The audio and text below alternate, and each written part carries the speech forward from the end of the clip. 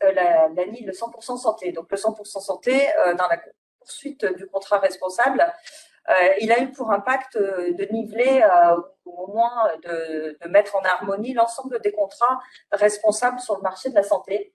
Et donc, pour un adhérent, il devient très difficile de comparer des offres, même si on est tous obligés de faire des exemples de remboursement. Le critère prix devient de ce fait prépondérant, puisque l'adhérent a globalement à peu près les mêmes offres selon les différents organismes assureurs. Donc ça aussi, ça change la donne. Ça veut dire qu'un adhérent qui est prospecté par un autre organisme potentiellement peut changer beaucoup plus rapidement d'organisme assureur. Et donc, il devient très difficile, ou plus difficile en tout cas, de fidéliser quelqu'un. Et lorsqu'il a pris une décision de s'intéresser à une autre offre, eh bien, être là au bon moment, ça devient compliqué, puisqu'avec la RIA, autre point majeur de l'actualité des assurantiels, donc la RIA, je rappelle pour tout le monde, c'est la capacité d'un assuré de modifier son contrat, de changer d'organisme d'assureur au bout d'un an d'ancienneté.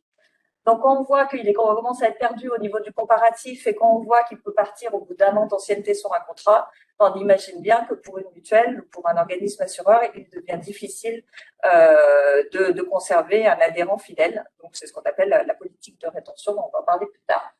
Autre point que je voulais aborder, c'est le confinement. Le confinement, alors on commence à en sortir, bien sûr, mais il a eu des impacts majeurs dans la relation avec les adhérents.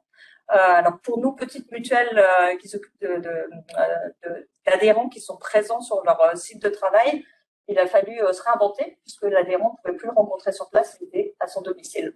Donc, du coup, il faut aller vers eux et aller vers eux, c'est passer des coups de fil, de convivialité et s'occuper de la personne et non plus uniquement du contrat. Donc voilà les 4 virages majeurs pour 2022 qui font changer la politique de fidélisation de l'entreprise.